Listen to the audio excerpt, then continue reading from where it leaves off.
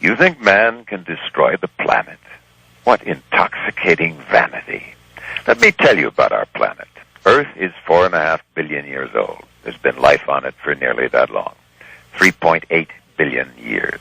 Bacteria first, later the first multicellular life, then the first complex creatures in the sea, on the land, then finally the great sweeping ages of animals, the amphibians, the dinosaurs, at last the mammals, each one enduring millions on millions of years. Great dynasties of creatures rising, flourishing, dying away, all this against a background of continuous and violent upheaval. Mountain ranges thrust up, eroded away, cometary impacts, volcanic eruptions, oceans rising and falling, whole continents moving in endless, constant, violent change, colliding, buckling to make mountains over millions of years. Earth has survived everything in its time. It will certainly survive us.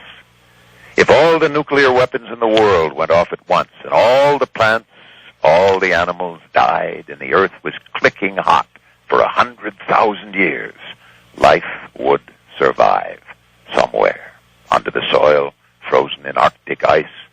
Sooner or later, when the planet was no longer inhospitable, life would spread again. The evolutionary process would begin again. It might take a few billion years for life to regain its present variety. Of course, it would be very different from what it is now. But the Earth would survive our folly, only we would not. If the ozone layer gets thinner, ultraviolet radiation sears the Earth. So what? Ultraviolet radiation is good for life. It's powerful energy. It promotes mutation, change. Many forms of life will thrive with more UV radiation. Many others will die out. You think this is the first time that's happened? Think about oxygen. Necessary for life? No. But oxygen is actually a metabolic poison, a corrosive gas, like fluorine. When oxygen was first produced as a waste product by certain plant cells some 3 billion years ago, it created a crisis for all other life on Earth. Those plants were polluting the environment, exhaling a lethal gas. Earth eventually had an atmosphere incompatible with life. Nevertheless, life on Earth took care of itself. In the thinking of a human being, 100 years is a long time.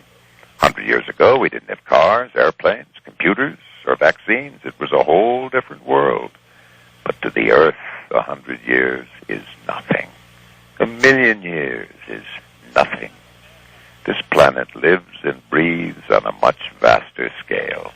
We can't imagine its slow and powerful rhythms, and we haven't got the humility to try. We've been residents here for the blink of an eye. If we're gone tomorrow, the Earth will not miss us.